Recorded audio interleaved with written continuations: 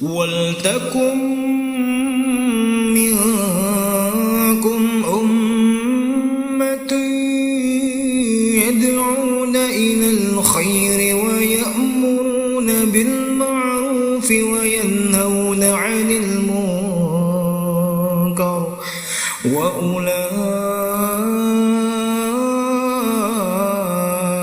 humul muflihun.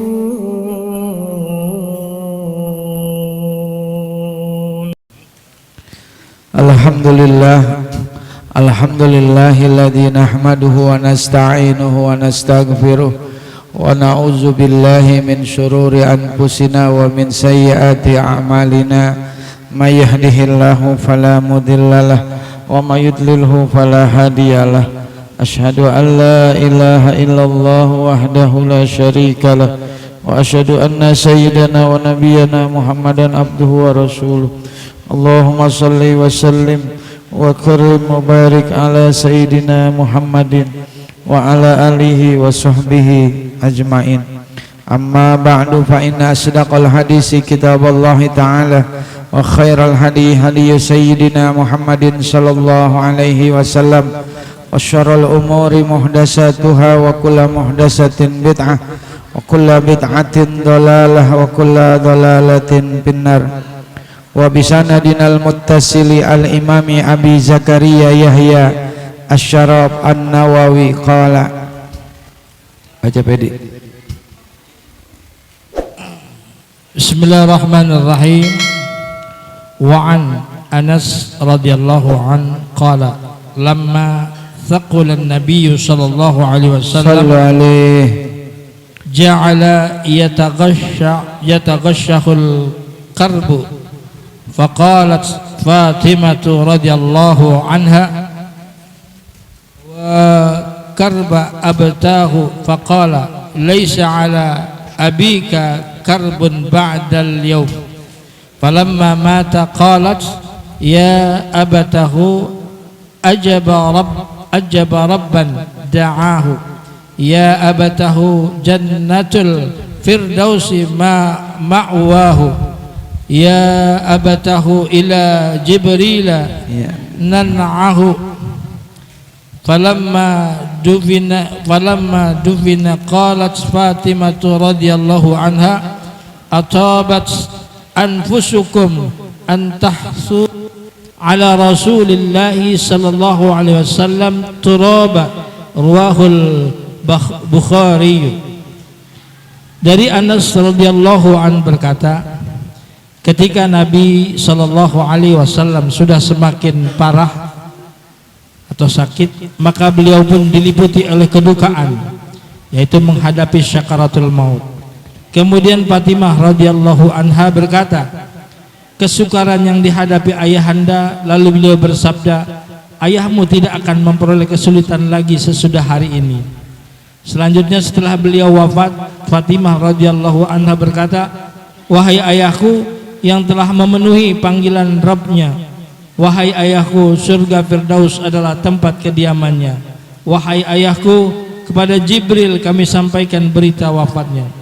Kemudian setelah beliau dikebumikan, Fatimah radhiyallahu anha berkata, apakah kalian semua merasa tenang dengan menyebarkan tanah di atas makam Rasulullah sallallahu alaihi wasallam itu?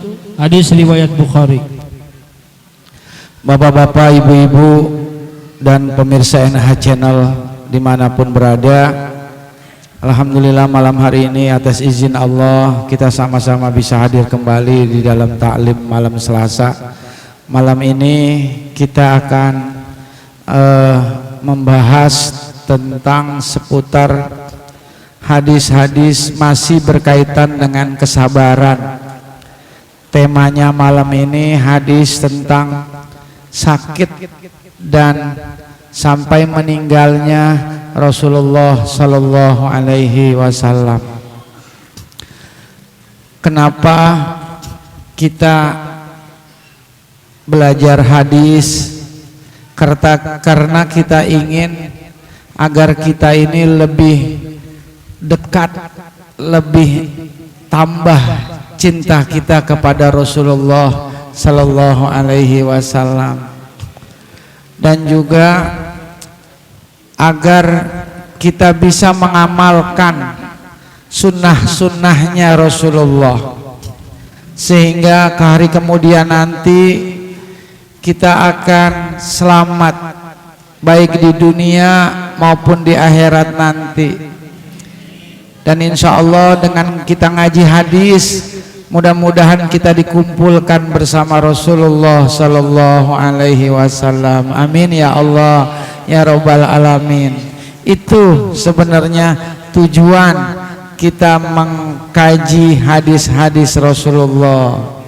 Nah, malam ini kita akan membaca hadis tentang sakit, dari mulai sakitnya Rasulullah sampai meninggalnya Rasulullah. Selama ini banyakkan kita lebih paham tentang hari kelahirannya Rasulullah, ya Bu ya. Karena setiap bulan Maulid selalu diulang-ulang cerita kisah lahirnya Rasulullah, tapi jarang di antara kita yang tahu tentang wafatnya, sejarah wafatnya Rasulullah. Bagaimana proses dari mulai sakitnya sampai meninggalnya. Nah, ini malam kita coba untuk sama-sama membahas. Untuk apa tujuannya? Agar kita bisa melihat bagaimana kesabaran, ketabahan, keikhlasan Rasulullah dalam menghadapi ujian berupa sakit sampai beliau meninggal. Wa an Anasin radhiyallahu anhu, dari Anas, semoga Allah meridhoinya. Anas ini adalah sahabat sekaligus pelayannya Nabi. Masya Allah, kita aja pengen ya, seandainya kita hidup di masa Nabi, kita pengen jadi orang yang dekat dengan Nabi. Tapi Nabi udah nggak ada, lalu kita dekat sama siapa? Sama yang mewariskan Nabi, yaitu para ulama. Al ulama'u warasatul anbiya. Para ulama, para kiai, para ustadz, para orang-orang soleh, itulah yang mewariskan Nabi. Dengan mereka lah kita harusnya selalu dekat, agar hidup kita penuh dengan keberkahan. Paling enak makan buah kurma yang langsung dari Mekah. Hidup jangan jauh-jauh dari ulama, biar hidup kita selalu berkah. Amin ya Allah ya rabbal alamin ya. Nah, Rasulullah, kata Anas radhiyallahu anhu, semoga Allah meridhoi, selalu kalau kita baca hadis ada kata-kata radhiyallahu anhu. Apa sih maksudnya? Maksudnya doa, itu doa. Semoga Allah meridhoi sahabat Nabi Anas. Ini doa kita. Harusnya juga kita juga begitu. Sesama muslim selalu mendoakan. Jangan mencaci maki. Jangan mengorek-ngorek kekurangan, kesalahan orang lain ya Bu ya. Harusnya kita doain. Sebab kata Nabi, orang yang ngedoain saudaranya nggak tahu dia didoain, itu mustajab, doanya dikabulin sama Allah. Kalau kita sakit nih Bu, kita doa sama Allah biar dia angkat, biar disembuhkan penyakit kita. Belum tentu doa kita dikabulin sama Allah. Tapi kalau kita ngedoain orang lain, dia sakit, kita doain mudah-mudahan tetangga saya, ibu namanya Ibu Yayah gitu ya, mudah-mudahan sehat gitu, atau Ibu Kokom sehat gitu. Kokom bini saya ya. Nah itu umpamanya gitu, biar sehat, itu otomatis doanya mustajab. Otomatis dia sehat, kita juga sehat. Tuh ya Pak ya. Makanya tadi tuh habis sholat salam-salaman, kita tuh salam-salaman. Itu tuh mohon maaf nih, bukannya saya sombong. Di dalam hati saya setiap saya salaman, saya doain tuh. Itu tadi si Babe salaman sama saya. Dalam hati saya tuh, ya Allah, berikan kesehatan sama babe, keberkahan. Dalam hati saya tuh, ya Allah kayaknya hati tenang banget Bu. Tuh anak kecil tuh pada salaman, satu-satu saya pegang pundaknya. Dalam hati saya mudah-mudahan jadi anak yang soleh, mudah-mudahan jadi ulama, mudah-mudahan jadi ustadz, mudah-mudahan jadi kiai yang bisa nerusin Pak Edi nanti. Ya kan Pak Edi nggak selamanya, ya kan? Saya juga nggak selamanya. Bang Tony nggak selamanya kita hidup, kita nggak tahu umur. Tetangga saya tuh lagi ngerokok, rokoknya jatuh Bu. Iya rokoknya, orangnya masih ada. Kita nggak tahu umur, ya kan? Doain orang, banyak doain orang. Ntar otomatis kita sehat. Anak kita mau masuk PNS, temennya mau masuk PNS, jangan sirik, jangan dengki sama dia. Doain nih temennya biar masuk. Ntar otomatis anak kita ke bawah, karena doanya mustajab. Tuh, doain begitu. Jadi mengapa kalau kita ngaji hadis selalu ada kata-kata radhiyallahu anhu, semoga Allah meridhoinya, itu doa tuh ya. Paham nggak Bu ya? Paham ya Bu? Qala, berkata nih Anas, lamma sakulan nabiyyu, an-nabiyyu jadi fa'il sakula tuh, doma dibacanya marfu. Lamma tatkala sakula, berat, an-nabiyyu, siapa yang berat? Nabi sallallahu alaihi wasallam. Ja'ala, menjadikan, memulai, yatagossahu, dikelilingin. Nabi udah mulai dikelilingi al-karbu. Apa itu karbu? Sakaratul maut. Nabi udah mengalami sakit yang berat, sakaratul maut. Ini menandakan bahwasanya ada yang namanya sakaratul maut. Setiap kita pasti nanti akan mengalaminya. Itu ya, bahkan katanya sakaratul maut itu kayak orang nyabut duri di dalam daging.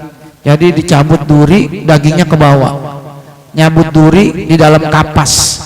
Jadi cabut itu kapas, cabut durinya, kapasnya ngikut. Saking sakitnya katanya sakaratul maut kayak orang dibacok 1000 kali. Auzubillah.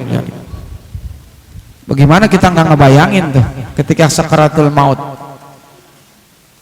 Makanya di situ sebenarnya peran amal ibadah kita. Mudah-mudahan aja sakaratul maut kita ringan ya Bu ya, Pak ya. Mudah-mudahan Allah mudahkan ketika kita nanti meninggal husnul khotimah. Rasulullah sakit berapa lama beliau sakit? Beliau sakit 13 sampai 14 hari. Ini menandakan jangankan kita, Rasulullah aja seorang nabi, seorang utusan Allah, orang yang paling dimuliakan oleh Allah di antara para nabi-nabi yang lain, ngalamin sakit. Sama Rasulullah sama kita sama, manusia juga sama Rasulullah. Rasulullah sedih, Rasulullah makan, Rasulullah nikah, Rasulullah tidur, sama kita manusia. Tapi bedanya Rasulullah sama kita, kalau Rasulullah dikasih wahyu, sedangkan kita nggak dikasih wahyu, itu bedanya.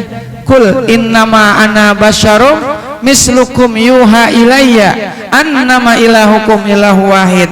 Katakanlah, kata Allah, innama ana basyarun, aku ini basar, manusia sama kamu.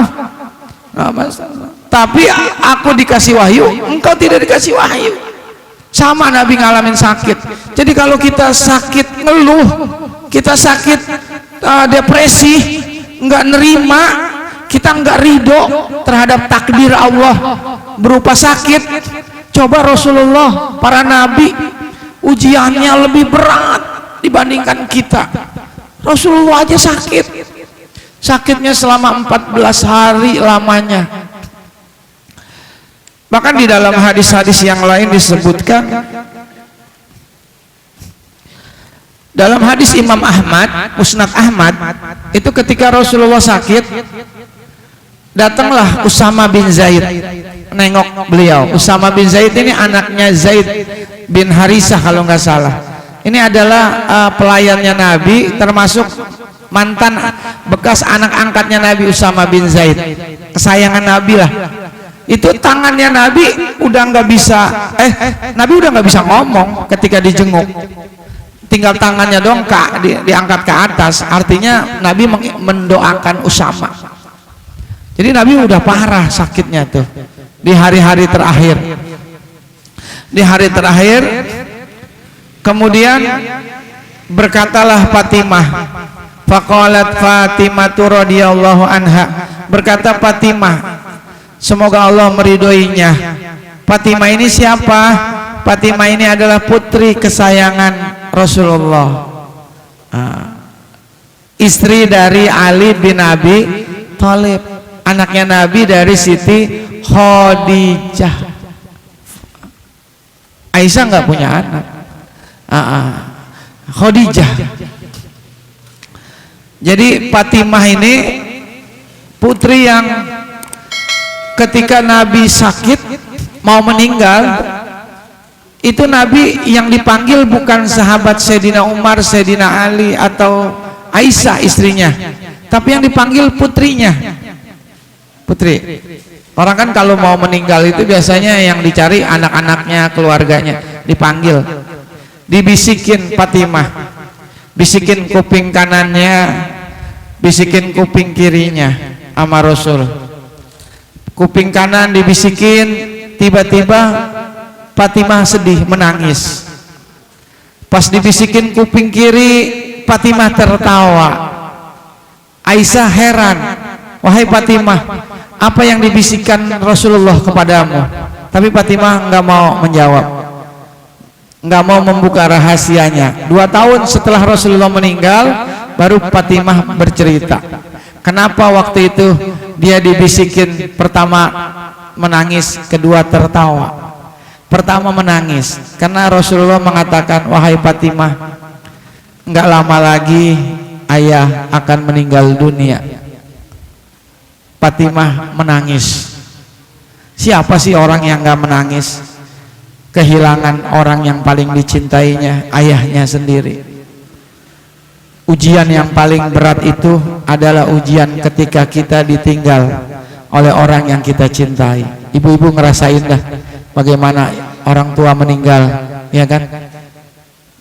Itu yang paling berat apabila kita ditinggal oleh orang yang kita cintai.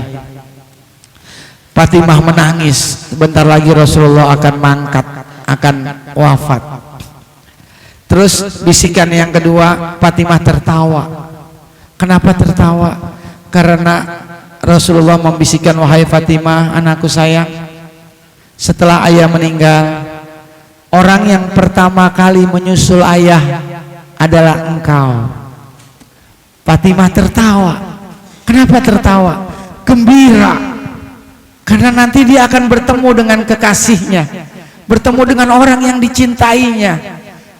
Kalau anak bedeng sama orang tuanya dibisikin, nah setelah ayah ntar meninggal, lu yang akan nyusul. Bapak aja, jangan saya. Bapak ntar saya doain biar sukses di sono, begitu. Emang kerja sukses.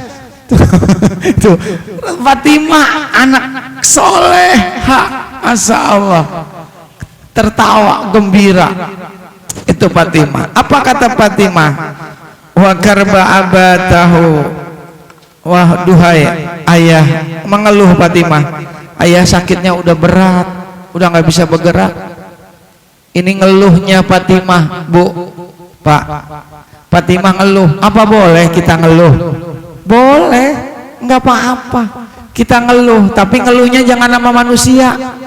Ngeluhnya sama Allah. Bentangkan sejadah 1:30 jam 2 malam, bangun, doa sama Allah.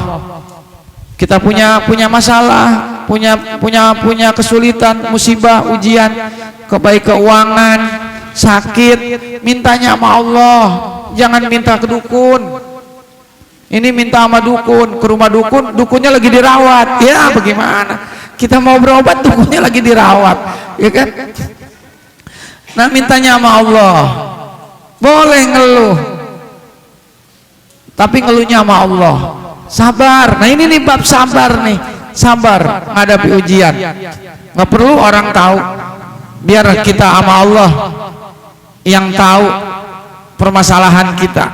Kita adukan semuanya, lepas semua air mata. Nggak apa-apa, air mata itu kata Nabi rahmat. Orang beriman itu Allah berikan rahmat berupa air mata. Nangis sejadi-jadinya sama Allah minta. Saya punya teman lulusan pondok di Jawa. Dia nikah, setelah nikah lama punya anak.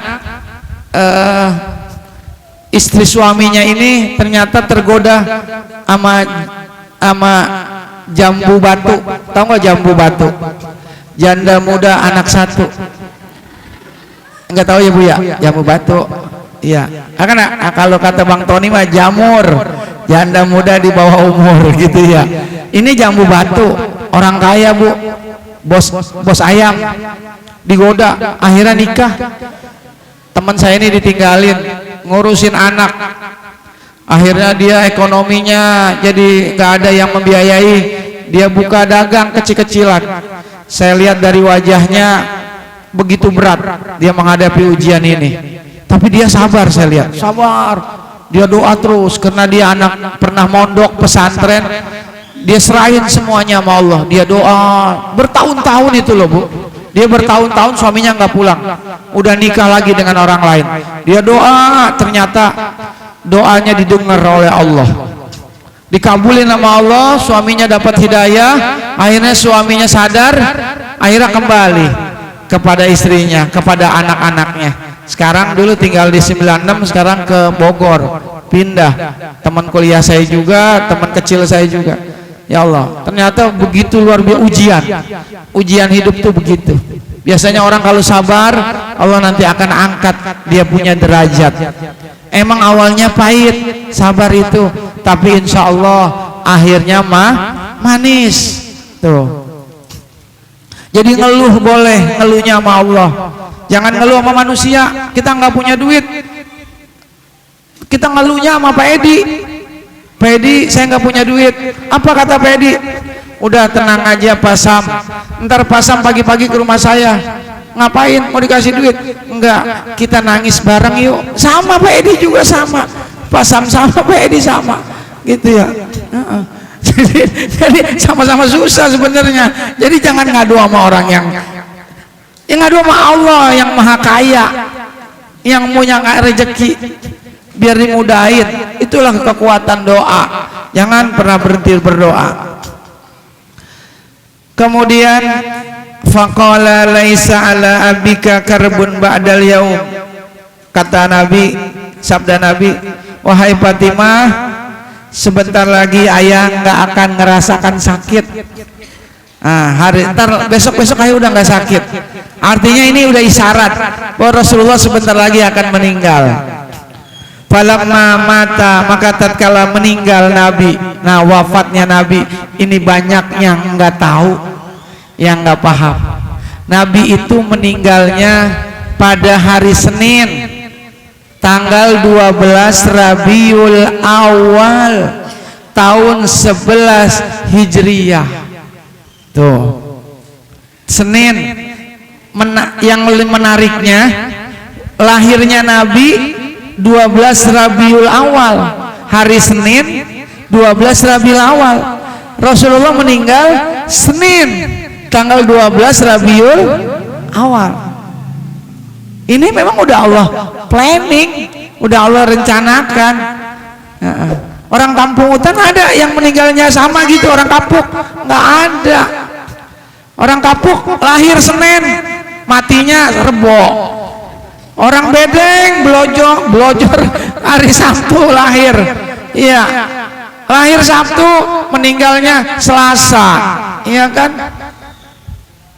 Tapi Nabi Muhammad lahirnya, harinya, tanggalnya sama, bulannya sama, Masya Allah. Nah Rasulullah wafat itu hari Senin. Pada hari Senin subuh tuh terakhir, Rasulullah sempat membuka jendela kamarnya sebab kamarnya Rasulullah dengan masjid itu sama, berhadapan. Jadi yang sekarang makamnya Rasulullah itu yang Nabi ada sahabat Abu Bakar, Umar di dalam itu rumahnya Rasulullah. Jadi antara makam mimbar dengan rumahnya Nabi itu ada raudhah, taman-taman sorga, mustajab. Doa di situ mustajab di raudhah.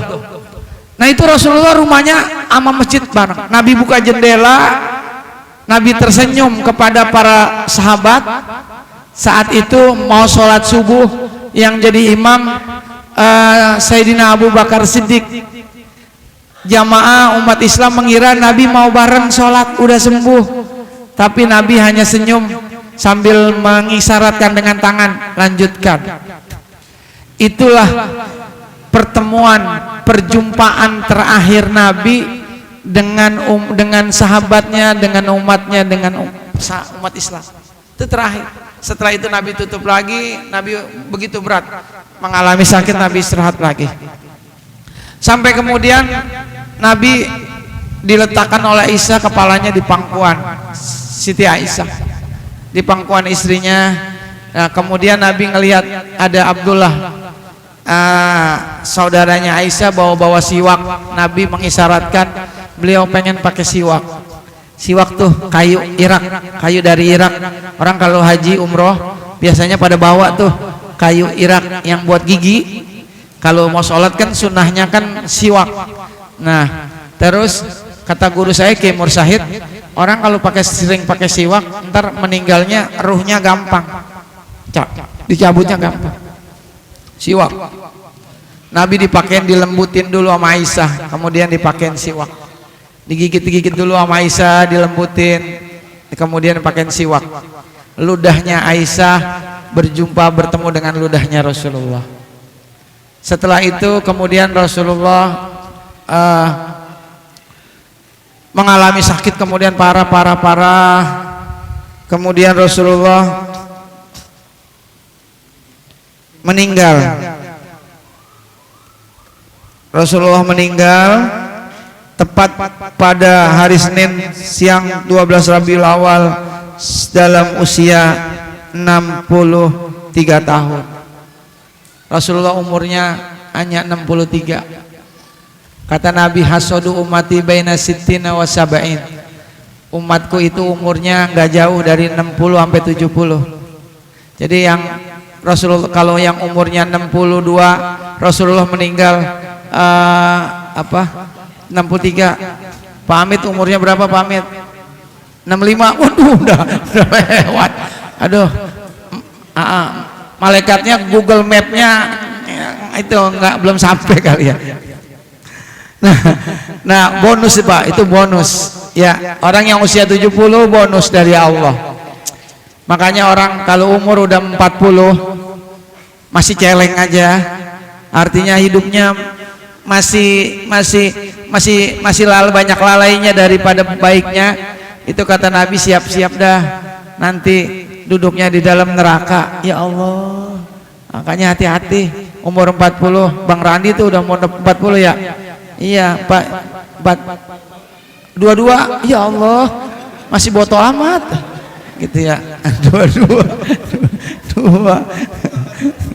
Oh iya. Nah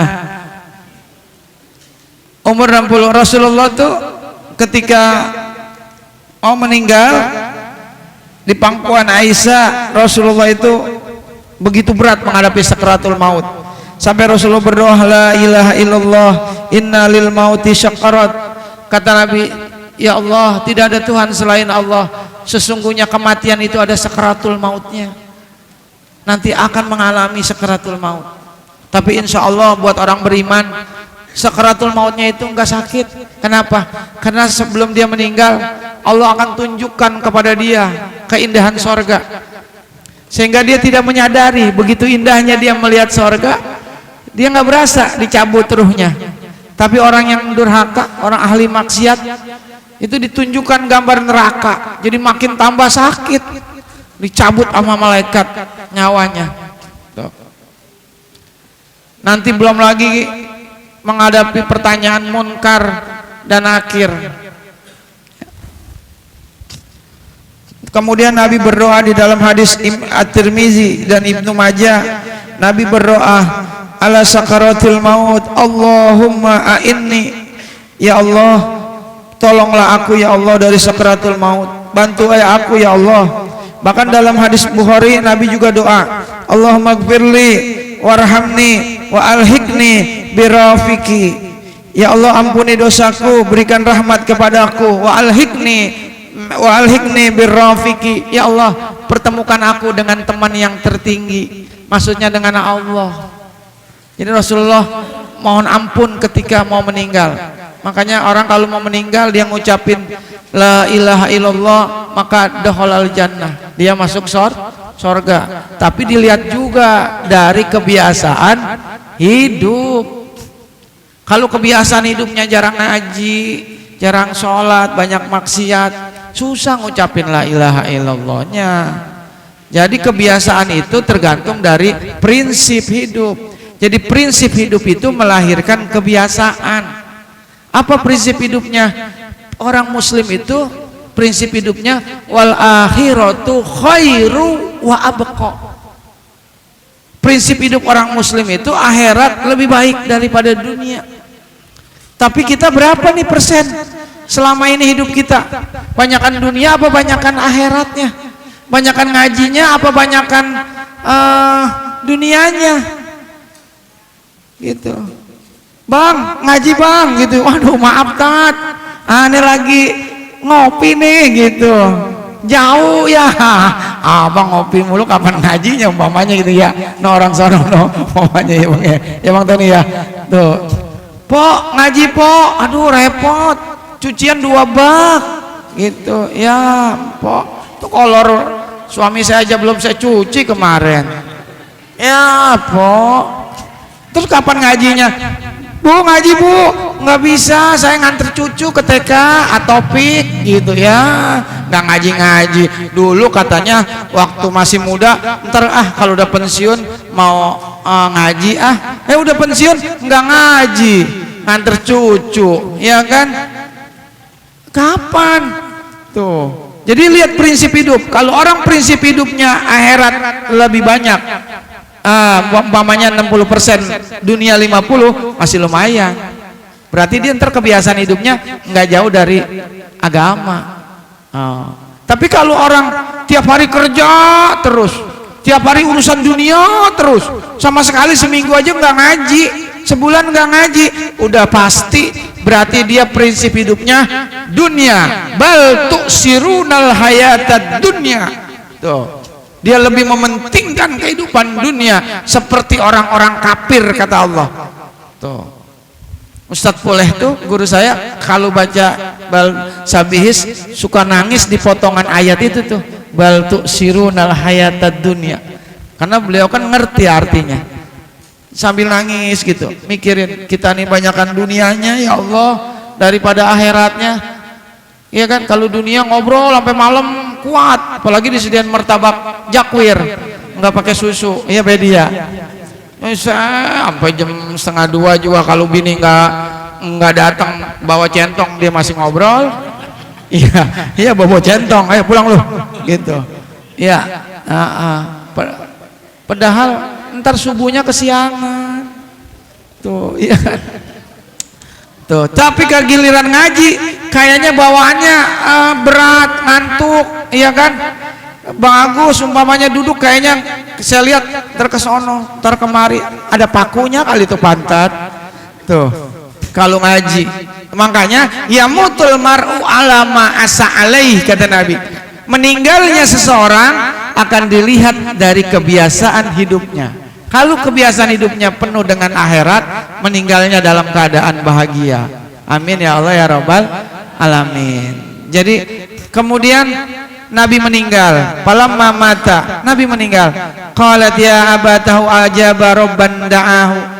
Ya wahai ayahku, kata Fatimah, wahai ayahku,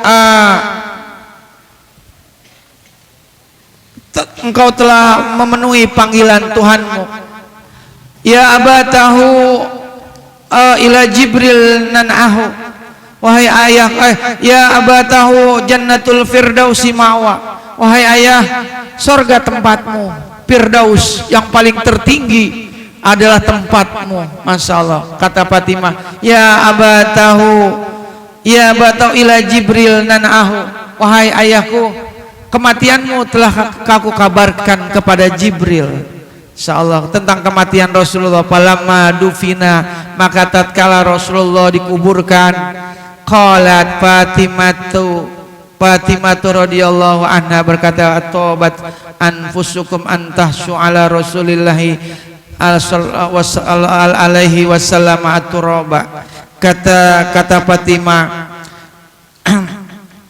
apakah kamu tidak sedih menaburkan tanah di kuburan Rasulullah? Artinya ungkapan rasa sedihnya Fatimah. Wahai Anas, apa engkau enggak sedih naruh kembang di makam Rasulullah? Kata Anas, ya sedih, tapi karena ini memang perintah Rasulullah, saya jalanin. Artinya apa? Orang kalau kena musibah meninggal, sedih boleh, nangis boleh. Yang nggak boleh apa? Meratap. Kalau nangis boleh, ngeluarin air mata boleh. Rasulullah menangis ketika cucunya meninggal. Kita juga menangis. Orang kalau nggak menangis, itu hatinya keras. Orang kalau hatinya keras, udah susah masuk petunjuk, masuk nasihat susah. Makanya orang beriman itu punya kelembutan, punya kasih sayang, sering nangis, sayang. Tuh. Yang nggak boleh ngegerung, meratap, ngegerung tuh kalau kata orang Betawi. Nangis sambil itu nari-nari Dayak, tau nggak? Iya, nangis Dayak gitu, begitu nangis, sambil mukul-mukul tembok, mukul-mukul TV, nggak jadi TV, takut dia terusak ya. Tembok dipukul-pukul, badannya, palanya dibenturin ke tembok. Ada nggak begitu nangis? Ada, itu nggak boleh. Itu namanya meratap. Nggak boleh, haram hukumnya. Kalau orang tua kita meninggal, keluarga meninggal, nangisnya jangan begitu. Nangis sekedar nangis boleh, tapi jangan sampai. Biasanya ibu-ibu, orang perempuan, makanya orang perempuan sebenarnya mah nggak terlalu dianjurkan kalau ke makam, karena pertama sering membuka aurat di makam, kedua perasaannya cepet banget nangis, ntar dia ngegoser-goser di situ. Kan repot tukang kuburan. Iya, udah ngegali capek, menggotong-gotong. Kalau yang digotongnya masih perawan, kalau nenek-nenek, nah tuh sedih ya kan. Jadi kalau orang ngegerung-gerung nangis, meratap, itu tandanya dia nggak ridho, dia nggak ikhlas menerima takdir Allah. Harus menerima takdir Allah. Makanya harus sabar. Itulah pentingnya kita kesabaran. Jadi bapak-bapak sekalian, ini mungkin sekelumit karena waktunya udah cukup ya. Sebenarnya ada 2 hadis, nanti kita lanjutkan lagi tentang hadis meninggalnya cucu Rasulullah. Nah, kalau ini meninggalnya Rasulullah. Mudah-mudahan ada manfaatnya. Kalau ada pertanyaan, monggo silakan. Bisa saya jawab, nggak bisa jadi PR. Siapa Pak? Oh iya, silakan. Pak Usep, siapa namanya? Iya, Pak Usep, silakan Pak. Iya, berdiri, Masya Allah. Sini Pak. Ya. Oh, mau duduk. Oh, dikira mau berdiri.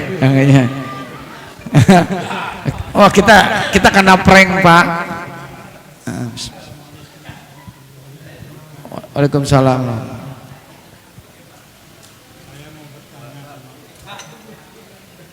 Tapi ini di luar tema. Iya Pak. Iya. Boleh Pak, kalau bisa saya jawab ya, kalau nggak bisa buat PR. Di luar tema dari pengajian hari ini, yaitu saya bertanya mengenai perkreditan. Perkreditan. Kredit, iya. Iya.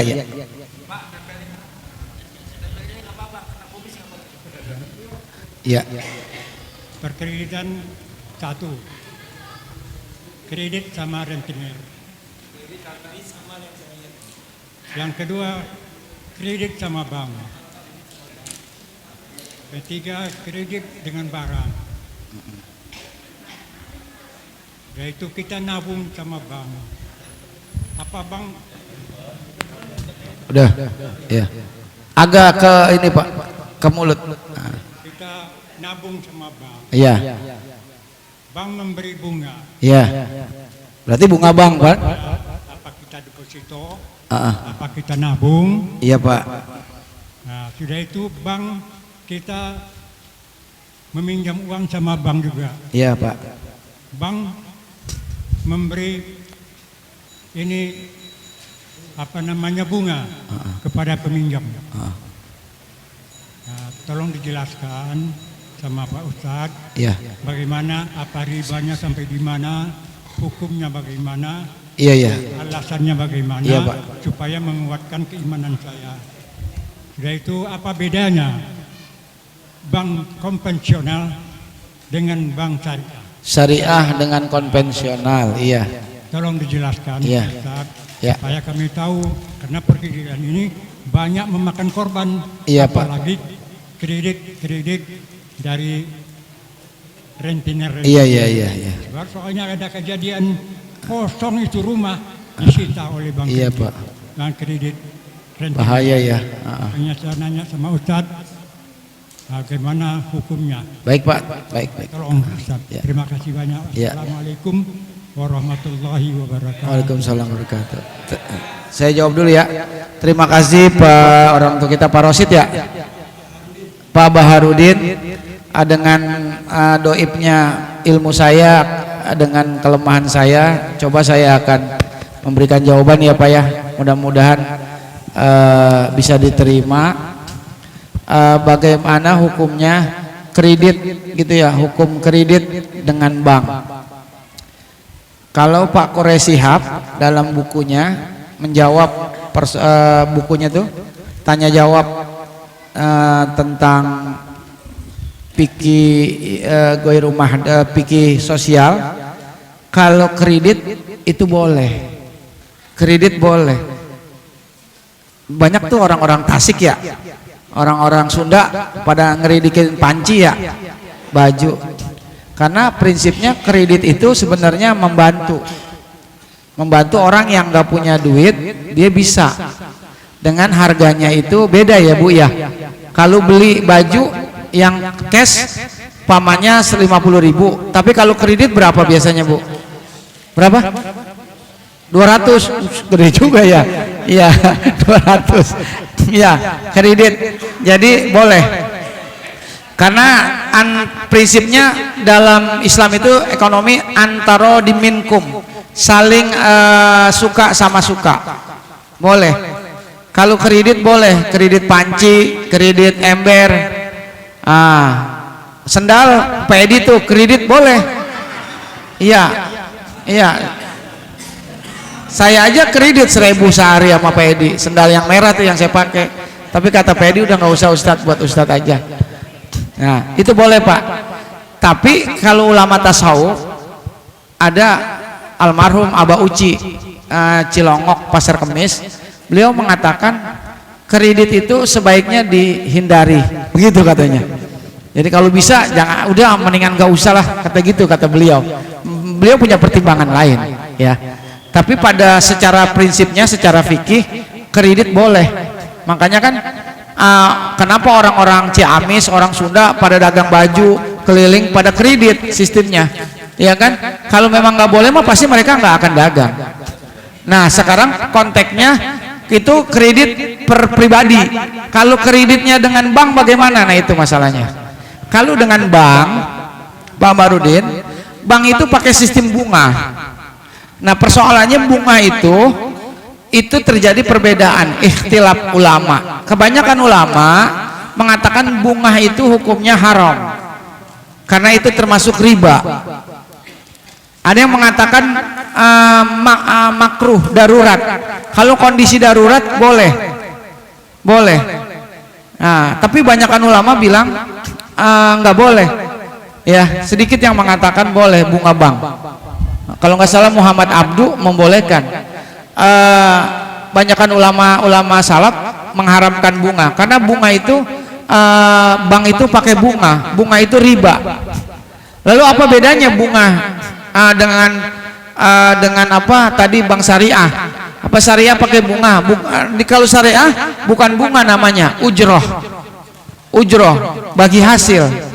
Tapi dia tetap pakai persenan, pakai angka 10%, 8%, sama.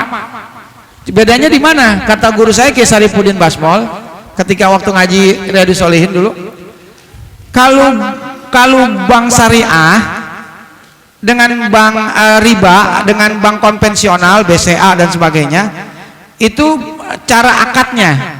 Kalau bank konvensional akadnya itu di awal, ditetapkan di awal. Jadi Pak Baharudin minjem duit 50 juta, maka bunganya udah ditentuin oleh bank, bunganya segini, mau bisa mau enggak harus dibayar.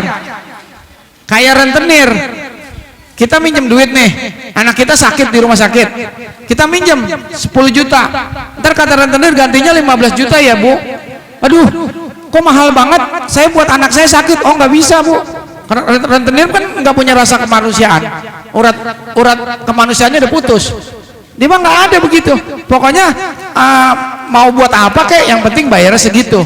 Tuh ada unsur pemaksaan. Jadi bunga, kenapa bunga haram? Karena ada unsur pemaksaan, orang dipaksa. Sedangkan bagi hasil mudoroba, musyarakah, itu bagi hasil, itu nggak ada unsur pemaksaan. Jadi ditetapkannya bukan di awal. Jadi dibicarakan dulu, Pak, ini kalau Bapak minjam begini di bank syariah, nanti bukan bunga, ujrohnya segini, persentasenya segini. Dan bunga dan di bank syariah kalau memang nggak bisa bayar, nggak akan kena penalti, nggak akan kena bunga lagi, enggak. Kalau memang belum bisa bayar, dikasih waktu. Tapi kalau riba itu ada ditunda, kena lagi.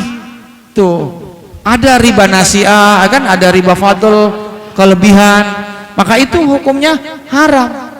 Wa yamhaqul riba wa yahmaqullahu riba wa yurbis shadaqah. Allah membinasakan orang yang makan riba dan menyuburkan orang yang sedekah. Maka orang yang rentenir apa itu biasanya hidupnya binasa, hancur. Lama-lama rumahnya diambil, motornya diambil. Itu banyak sekarang anak-anak muda biasanya pengen gaya, ngelihat temennya udah punya mobil, nggak sabar, iya kan? Nggak kayak orang dulu sabar hidup, jalan kaki dulu, kerja ya Pak ya, baru punya sepeda. Tuh tetangga saya, dia sabar Pak, punya sepeda dari awal jalan kaki sampai punya sepeda. Setelah dia nabung-nabung, alhamdulillah dia udah ganti sepedanya, lebih bagus. Sepeda juga sih, tapi lebih bagus Pak. Iya. Nah, yang penting sabar. Nah, orang sekarang udah sabar. Pinjaman online, kartu kredit, kalau beli apa-apa di itu pakai kartu, ya kan? Padahal nggak punya duit ya, bokeh. Duit orang itu mau nggak mau dia harus bayar. Makanya saya kata guru saya dulu waktu kuliah, jangan sekali-kali nanti kamu pakai kartu kredit ya, hidup kamu nanti konsumerisme katanya. Jadi pengennya belanja mulu begitu. Jadi kalau udah nggak punya mah ya udah jangan belanja. Kalau mau beli aja, ntar kalau punya duit jangan kredit gitu katanya. Jadi begitu ya Pak ya. Jadi intinya lebih mendekati haram riba, apalagi rentenir. Haram itu dosanya kayak kita menjinai ibu kita sendiri. Nauzubillah min dzalik. Tuh, jangan, kalau bisa jangan pakai riba. Kayaknya istri saya guru, itu temennya guru, semua temennya guru masih pakai bank konvensional. Alhamdulillah istri saya udah beralih bank, pakai bank syariah. Udah biarin mah, pakai syariah aja. Ya tapi kan tetap aja kayak riba juga. Ya habis bagaimana? Kalau sekarang mah hidup nggak ada yang halal, bener-bener halal nggak ada. Susah. Kalau kata guru saya Kiai Sarifuddin, yang paling halal mah lu berdiri di rumah.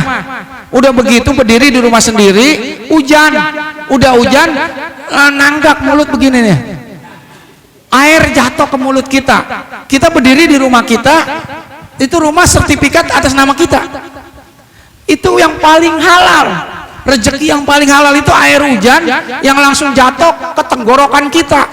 Kalau itu air hujan jatuh dulu ke genteng, baru ke mulut kita, itu enggak halal. kata guru saya, bisa jadi subhat. Kali aja itu gentengnya belinya pakai duit haram, korupsi, kan nggak tahu tuh. Kalau bener-bener mau yang halal Pak, jadi lebih baik dihindari bunga bank, apalagi rentenir tuh di Warakas, kuburan di Warakas di Tanjung Priuk itu ada ibu-ibu meninggal suka rentenir, ngejalanin rentenir sampai sekarang katanya kuburannya bau amis, bau darah, padahal udah lama, udah bertahun-tahun. Kalau orang lewat kuburan situ bau amis, karena waktu masih hidup jadi rentenir. Tuh, hati-hati, jangan dah ya. Kalau memang nggak punya mah ya udah sabar aja, kembali sabar. Udah memang kita memang susah, belangsak, jangan pura-pura kaya, udah biasa aja hidup mah. Itu ada nasi doang, makan pakai nasi, udah. Ya Pak Barudin ya. Jadi gini, kalau kita dikasih kredit dari kredit rumah, dari Bank BTN, Ya, kredit rumah, ya. ini kan konvensional, ya, atau BCA konvensional, atau BRI konvensional. Mereka memberi kredit barang atau kredit apa untuk kita. Apa itu bunga yang kredit tadi itu? Iya sama Pak, riba juga. Ya mohon maaf ya, yang bapak-bapak nih yang pada kredit rumah dirajek di mana ya, yang kredit itu kan melalui bank kan bayarnya Ibu. Ya sama riba juga Pak. Sama, tapi ya banyakkan istighfar aja dah sambil niat, ya Allah ntar setelah ini mah saya udah nggak mau lagi gitu, udah saya mau no riba aja, udah mau hijrah udah gitu. Bahkan ada tuh orang Cina masuk Islam semua asetnya dijual yang mengandung riba, akhirnya dia benar-benar miskin, orangnya udah meninggal ya kan. Kok apa itu namanya? Iya sama Pak, motor juga iya sama Pak.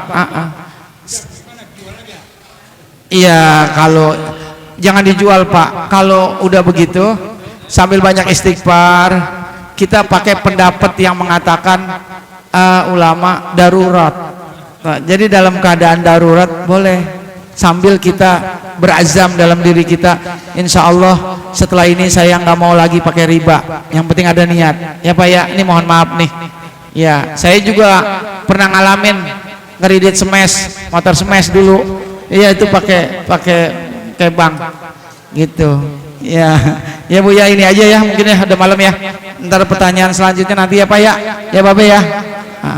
Wassallallahu ala sayyidina Muhammad walhamdulillahi rabbil alamin. Astagfirullahaladzim, astagfirullahaladzim, walakal hamdu ya ma'bud. Allahumma sholli wa sallim ala sayyidina Muhammad. Alhamdulillahi rabbil alamin, hamdan yuafi ni'amahu yukafi mazidah. Ya Rabbana lakal hamdu kama yanbaghi li jalali wajhikal karim wa jami sultanik. Allahumma sholli wa sallim ala sayyidina Muhammad. Allahumma ighfir lana dzunubana wa li walidina wa li masyayikhina wa li jiranina wa liman haqqun alaina. Allahumma aghdina bil ilmi wa zaina bil hilmi wa akrimi bit taqwa wa bil afiyah. Rabbana zalamna anfusana wa illam taghfir lana wa tarhamna lanakunanna minal khasirin. Rabbana atina fid dunya hasanah wa bil akhirati hasanah wa qina azabannar. Wa sallallahu ala sayyidina Muhammad walhamdulillahi rabbil alamin. Lebih kurangnya mohon maaf. Assalamualaikum warahmatullahi wabarakatuh.